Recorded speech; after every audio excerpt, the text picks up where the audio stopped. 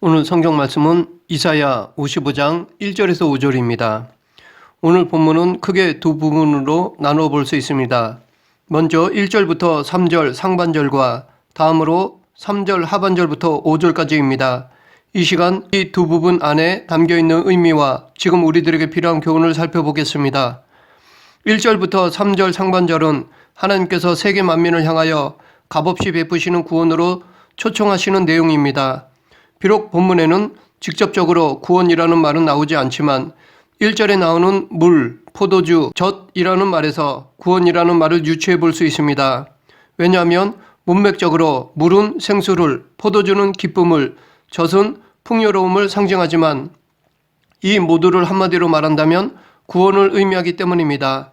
구원은 이 세 가지의 속성을 모두 포함하고 있습니다. 그렇기 때문에 여기서 말하는 목마른 자는 구원을 갈급해야 하는 자들을, 돈 없는 자는 구원에 이를 만한 어떤 조건도 가지지 못한 자들로 볼 수 있습니다. 물론 인간은 그 누구도 구원에 이를 만한 어떤 조건도 갖추지 못합니다. 그런 점에서 이 돈 없는 자는 모든 인류로 볼 수 있습니다. 사람은 누구나 본질적으로 영생에 대한 갈망을 가지고 있습니다. 사람에게는 영생에 대한 소망이 잠재되어 있습니다. 동서고금을 막론하고 오래 살고 싶어하는 것은 인간의 본능이라 할 수 있습니다. 하나님은 이처럼 구원을 얻기를 갈망하는 모든 사람들을 향하여 구원으로의 초청장을 보내신 것입니다. 그런데 여기 구원으로 초대하는 초청장의 내용을 보면 돈 없는 자도 오라, 너희는 와서 사 먹되 돈 없이 값없이 와서 포도주와 젖을 사라 라고 말씀하시고 있습니다. 세상에는 돈이 없으면 할 수 없는 일들이 많이 있습니다. 특히 요즘과 같이 물질주의가 팽배한 시대에는 돈으로 안 되는 것이 없을 정도입니다. 돈만 있으면 무엇이든 할 수 있는 것처럼 세상은 돌아가고 있습니다. 그래서 성도들 중에도 말은 그렇게 하지 않아도 실제로는 돈을 신과 같이 섬기는 사람도 적지 않습니다. 성도들도 돈 적게 주지만 주일에 쉬는 직장보다는 주일에 쉬지 않아도 돈 많이 주는 직장을 선호합니다. 연봉은 낮지만 예배 드리는 직장보다는 예배 안 드려도 연봉이 높은 직장을 더 선호합니다. 이뿐 아니라 사람들은 돈으로 무엇의 가치를 판단하는 경향이 있습니다. 그리고 비쌀수록 가치 있는 것으로 여깁니다. 이런 세상적인 잣대로 보면 구원은 값없이 사라고 하기에 왠지 가치가 없어 보입니다. 그러면 구원이 진짜 가치가 없는 것일까요? 그렇지 않습니다.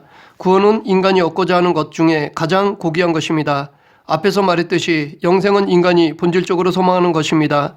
그래서 만약 돈으로 구원을 얻을 수 있다면 부자들은 자신들의 모든 재산을 바쳐서라도 그것을 얻으려 할 것입니다.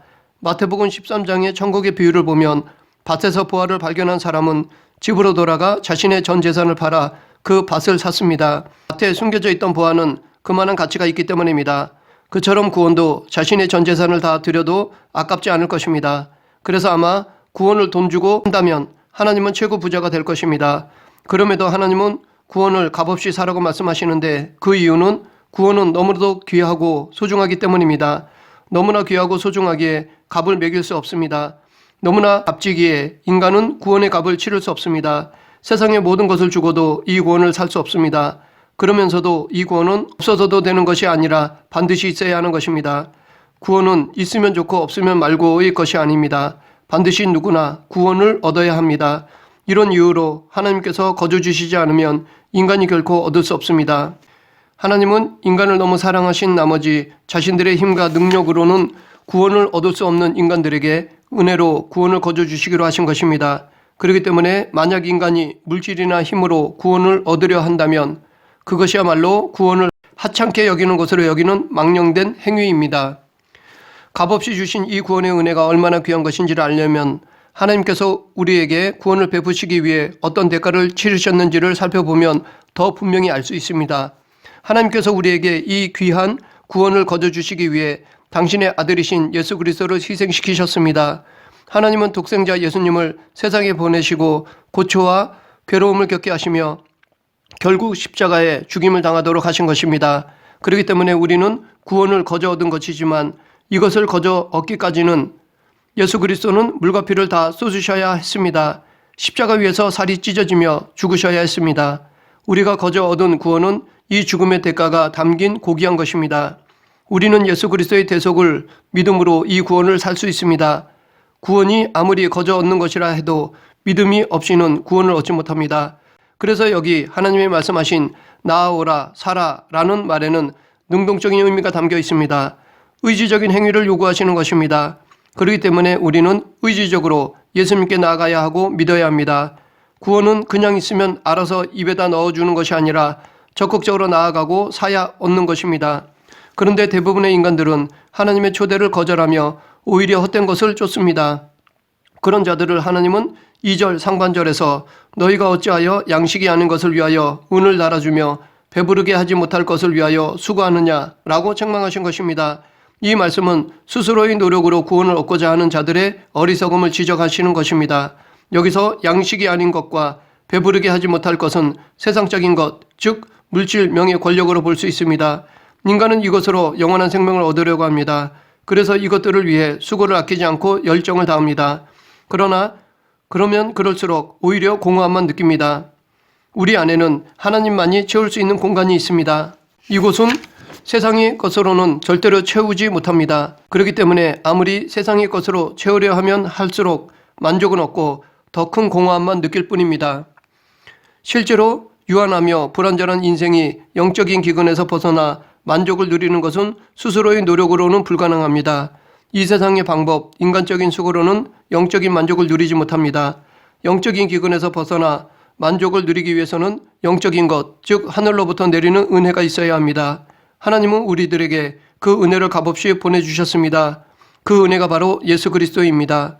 예수 그리스도는 하나님께서 영적 기근을 해결하기 위하여 하늘에서 내려주신 은혜, 즉 영의 양식과 음료 되십니다. 그래서 예수님께서는 썩을 양식을 위하여 일하지 말고 영생하도록 있는 양식을 위하여 하라. 이 양식은 인자가 너희에게 주리니 인자는 아버지 하나님께서 인치신 자니라 라고 말씀하시며 또한 당신을 스스로 나는 생명의 떡이니 내게 오는 자는 결코 줄이지 아니할 터이요 나를 믿는 자는 영원히 목마르지 아니하리라 라고 말씀하셨습니다.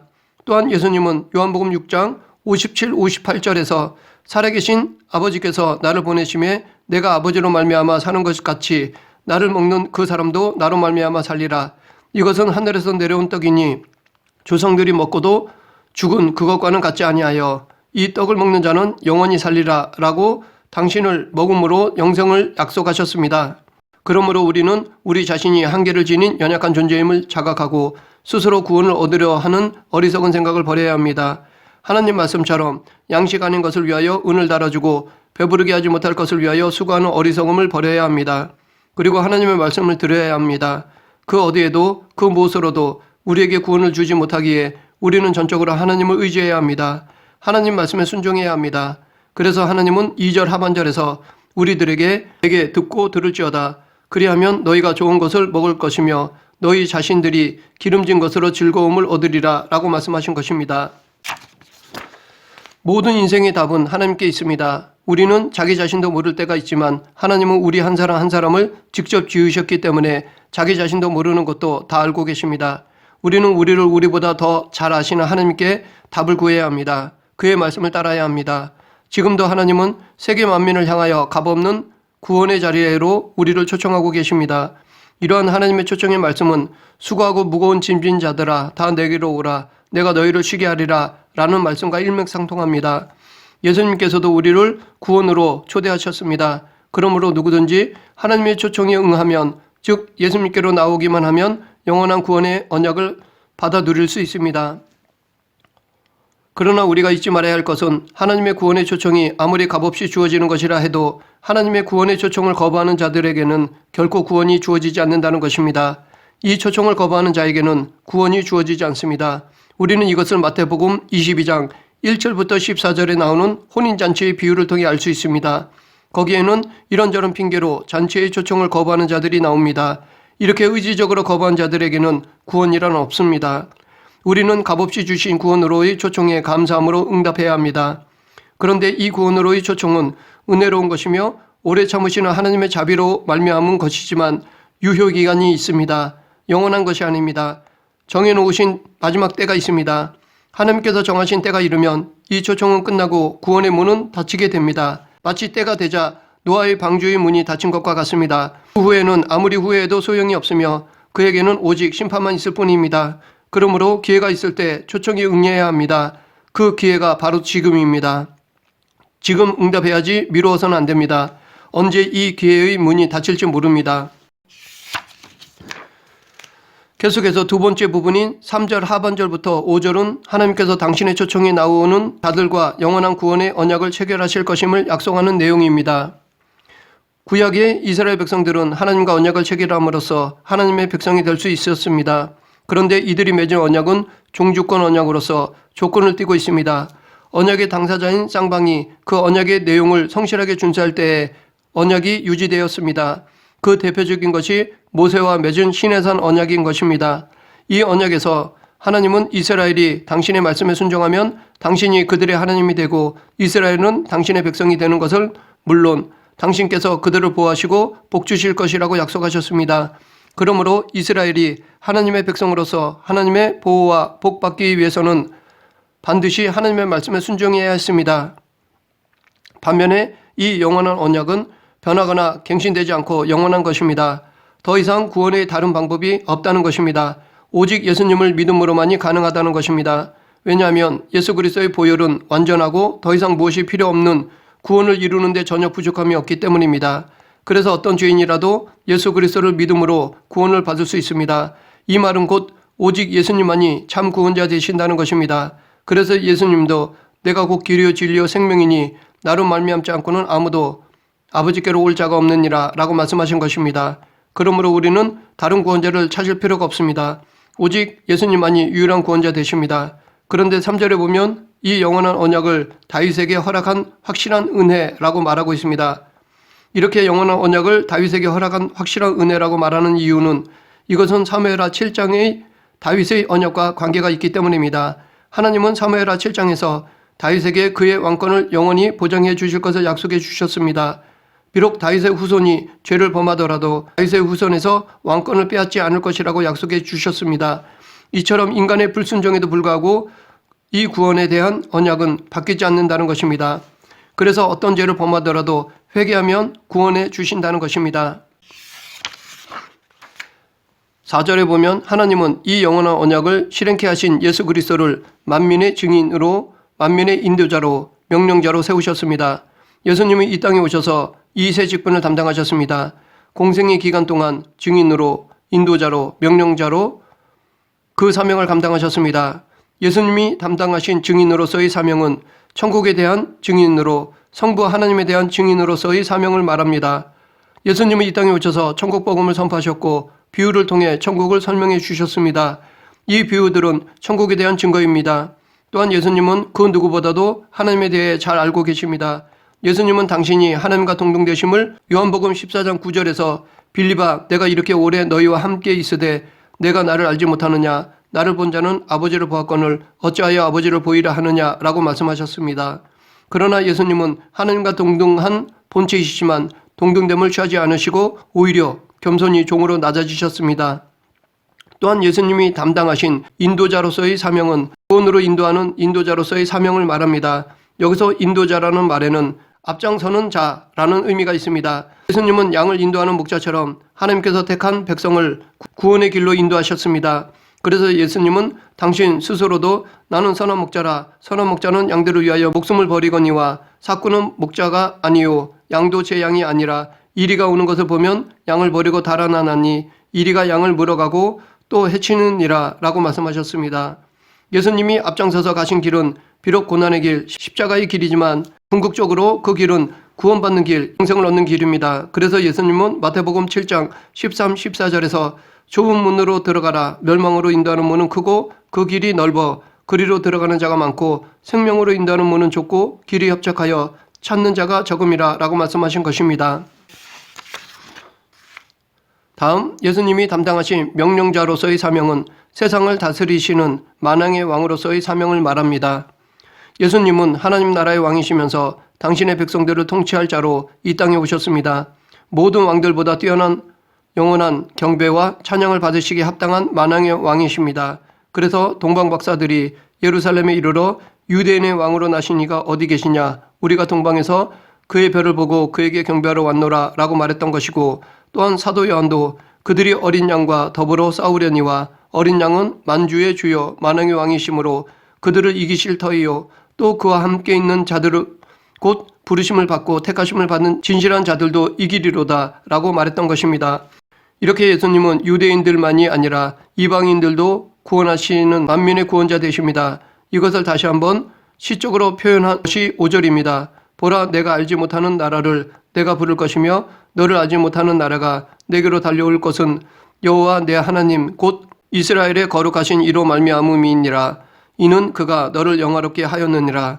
여기 내가 알지 못하는 나라를 내가 부를 것이라는 말은 예수님께서 이방인들을 부르신다는 것을 의미하며 너를 알지 못하는 나라가 내게로 달려올 것이라는 말은 그 부름받은 이방인이 예수님께로 나온다는 것을 의미합니다. 우리는 이 사실을 사도행전을 통해 확인할 수 있습니다. 예수님은 유대인뿐 아니라 이방인들도 부르셔서 그들을 구원으로 인도하십니다. 이방인이었던 우리가 이렇게 하나님의 구원으로의 초청을 받은 것도 먼저 예수님의 부르심이 있었기 때문입니다. 우리를 선택하시고 우리를 부르셨기 때문입니다.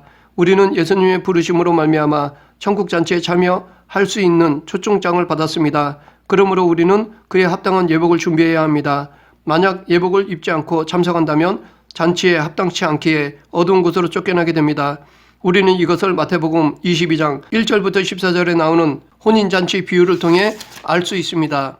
천국잔치에 참여할 수 있도록 평상시에 예복을 준비하고 있어야 하며 혹시 더럽다면 깨끗이 빨아야 할 것입니다. 말씀을 정리하겠습니다. 하나님은 만물을 지으신 분이며 모든 것을 소유하신 분이십니다. 그러하기에 하나님이 베푸시는 구원은 완전한 것입니다. 그럼에도 불구하고 하나님은 이 구원의 은혜를 우리들에게 거저 주십니다.